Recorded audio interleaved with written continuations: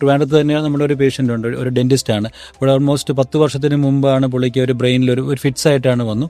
നോക്കിയപ്പോൾ ബ്രെയിൻ്റെ അകത്തൊരു ട്യൂമർ. ആ ട്യൂമറിന് ഓപ്പറേറ്റ് ചെയ്തു. ബ്രെയിൻ ട്യൂമറാണെന്ന് ഓർത്ത് ഓപ്പറേറ്റ് ചെയ്ത് നോക്കിയപ്പോൾ അത് ബ്രെയിൻ ട്യൂമർ അല്ല, ലങ്സിൽ നിന്ന് ബ്രെയിനിലോട്ട് സ്പ്രെഡ് ആയിട്ടുള്ള ഒരു ലങ് ക്യാൻസറാണ്. അപ്പോൾ അത് 4th സ്റ്റേജിലുള്ള ലങ് ക്യാൻസറാണ്. അപ്പോൾ പണ്ടൊക്കെ പഠിപ്പിച്ചുകൊണ്ടിരുന്നത് എങ്ങനെയാണെന്ന് പറഞ്ഞാൽ 4th സ്റ്റേജിലെല്ലാം ബ്രെയിനിലോട്ട് ലങ് ക്യാൻസർ സ്പ്രെഡായാൽ ഒരു 2-3 മാസമേ ഉള്ളൂ ലൈഫ് എക്സ്പെക്റ്റൻസി ഉള്ളെന്നുള്ളത്. പക്ഷേ ഈ was lucky in the sense like പുള്ളിക്ക് ഞാൻ നേരത്തെ പറഞ്ഞ പോലത്തെ ഉള്ള ഒരു മ്യൂട്ടേഷൻ നമുക്ക് ഐഡൻറ്റിഫൈ ചെയ്യാൻ പറ്റും. ആൽക്ക് എന്ന് പറഞ്ഞിട്ടുള്ളൊരു മ്യൂട്ടേഷൻ.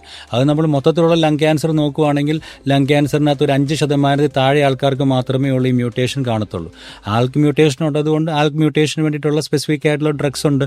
ആ ഡ്രഗ്സ് കൊടുത്ത് ഇപ്പോൾ 10 വർഷം കഴിഞ്ഞു. Is just leading A normal life.